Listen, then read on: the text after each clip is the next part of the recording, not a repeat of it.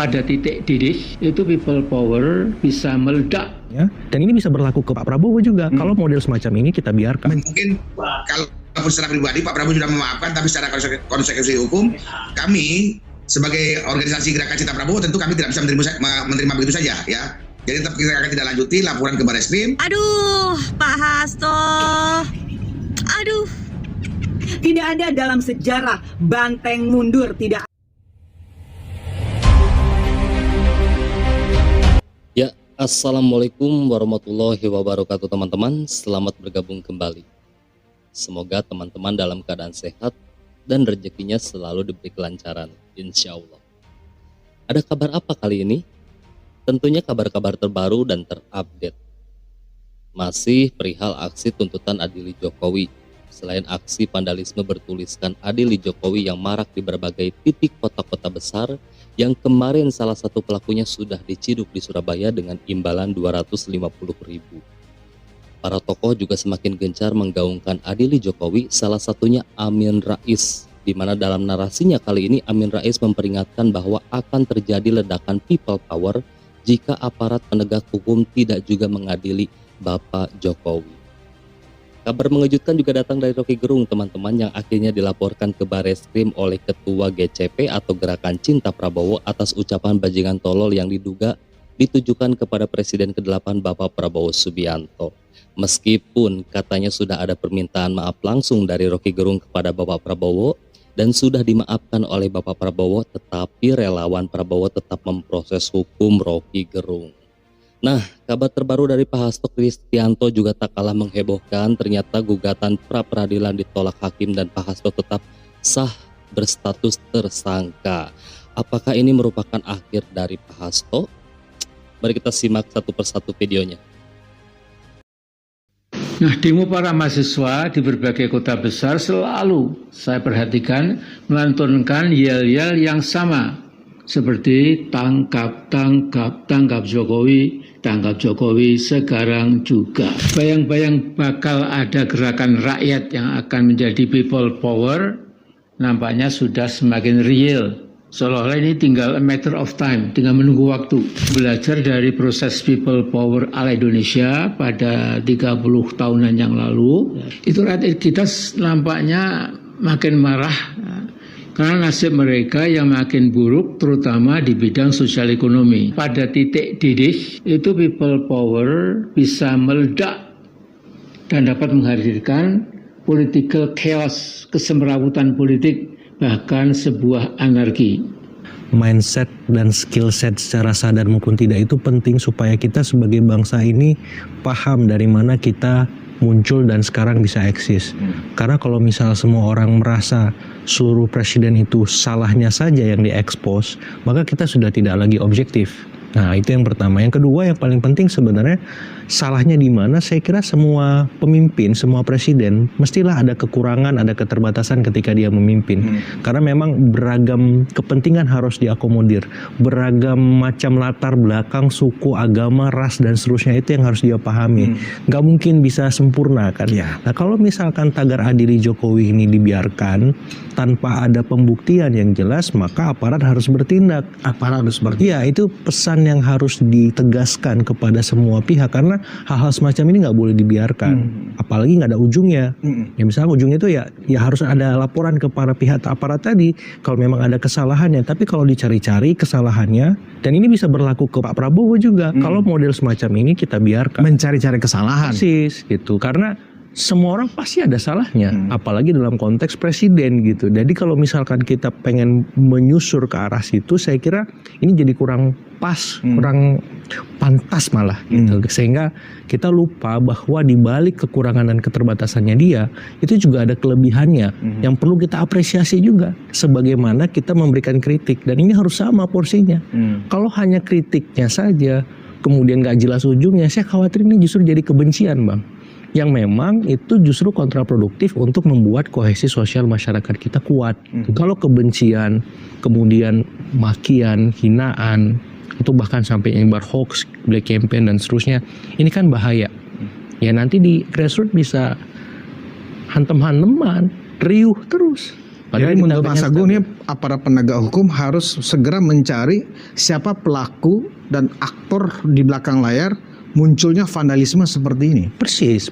Karena kalau memang ini nggak bisa dibuktikan, ini kan berarti melanggar, mengganggu ketertiban sosial, merusak estetika umum, fasilitas publik dan seterusnya. Jadi maksud saya ya kalau memang ada kesalahan langsung saja dibawa. Buktinya mana, saksinya siapa, supaya apa? Supaya jelas arahnya mau kemana.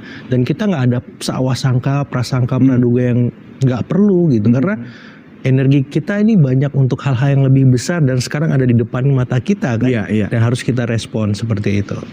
Nah, tapi saya terangkan dulu bahwa saya ingin hentikan kegaduhan ini. Saya minta maaf karena ucapan saya itu menimbulkan kegelisahan, menimbulkan tadi polemik itu. Dan polemik itu yang justru menghidupkan gairah saya bahwa negeri ini belum mampu untuk mencerna prinsip-prinsip demokrasi itu. Jadi saya akan terus menjadi pengkritik itu. Saya kira itu poinnya ya. Sudah. Jadi begini Bang Saleh ya, walaupun tadi malam pun, kemarin malam Rocky Gerung sudah konferensi pers dan minta maaf ke Pak Prabowo. Tapi bukan berarti ini selesai begitu saja ya.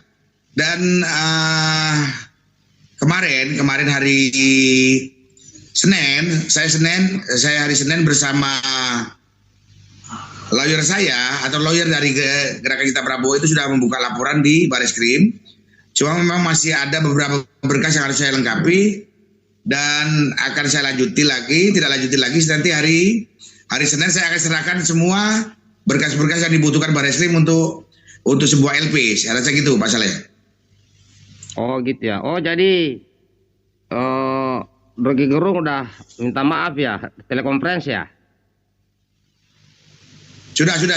Makanya Pak Prabowo kemarin sudah mengatakan bahwa Rocky Gerung sudah sadar dan minta maaf. Tapi kami juga tidak begitu saja ya. Ini juga pembelajaran buruk bagi generasi yang akan datang bahwa kita sebagai rakyat Indonesia itu harus menghargai dan menghormati seorang presiden, terutama Pak Prabowo yang saat ini butuh fokus, butuh konsentrasi yang cukup supaya bisa melaksanakan program-program 5 tahun ke depan dengan maksimal. Jadi mungkin kalaupun secara pribadi Pak Prabowo sudah memaafkan, tapi secara konsekuensi hukum kami sebagai organisasi Gerakan Cinta Prabowo tentu kami tidak bisa menerima begitu saja ya. Jadi tetap kita akan tidak lanjuti laporan ke Bareskrim dan insya Allah minggu depan ini sudah akan keluar itu pernyataannya ataupun kelanjutan dari laporan yang kami sudah buat. Cara saya itu Pak Saleh. Menimbang oleh karena eksepsi termohon dikabulkan, maka terhadap pokok perkara ini tidak perlu dipertimbangkan dan diberi penilaian hukum lagi. Sehingga dengan demikian hakim berpendapat bahwa permohonan pra peradilan dari pemohon adalah dinyatakan tidak dapat diterima. Kabur atau tidak jelas, menyatakan permohonan pra peradilan pemohon tidak dapat diterima, membebankan biaya perkara kepada pemohon sejumlah nihil. Demikian diputuskan pada hari Kamis tanggal 13 Februari 2005 oleh Julianto, Hakim Pengadilan Negeri Selatan kelas 1A khusus, dan diucapkan dalam sidang terbuka untuk umum pada hari dan tanggal itu juga oleh hakim tersebut, dibantu Jatmoko Esa, Panitera Pengganti pada Pengadilan Negeri Jakarta Selatan tersebut, dihadiri kuasa pemohon dan kuasa termohon. Demikian putusan sudah diambil. Maka persidangan dalam perkara pra-peradilan nomor 5 atas nama pemohon Hasto Kristianto dinyatakan selesai dan ditutup. Aduh, Pak Hasto. Aduh. Ibu kemana, Pak? Ibu kemana, Pak Hasto? Padahal kemarin Pak Hasto tepuk tangannya udah paling kenceng tuh waktu Ibu mau pasang badan. Kemana Ibu, Pak? Maaf ya Pak, kayaknya saya feeling nih kali ini Bapak bakal masuk. Bapak nggak sekebal kemarin saat berkuasa. Sabar ya Pak Hasto, jaga kesehatan, jangan telat makan.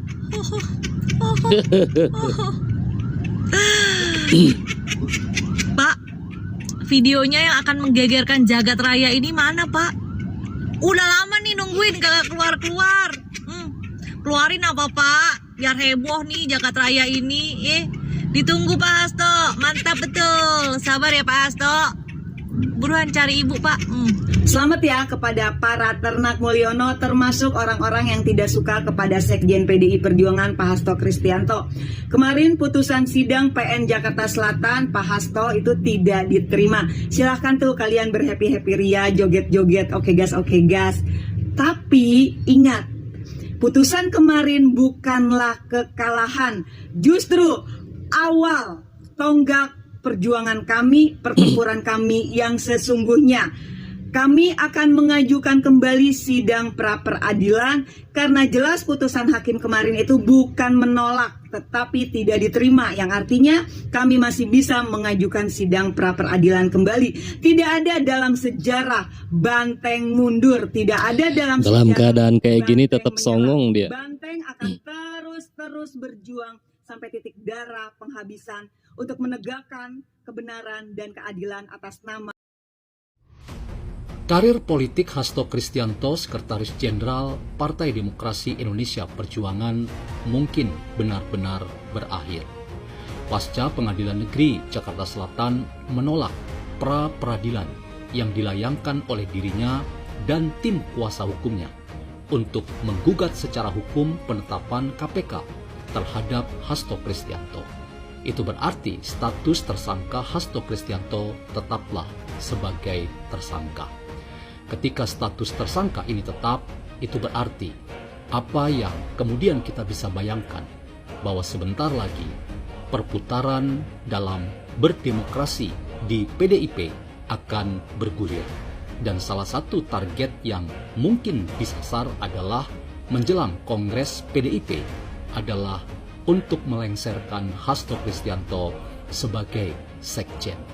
Dan itu berarti matilah karir politik Hasto Kristianto.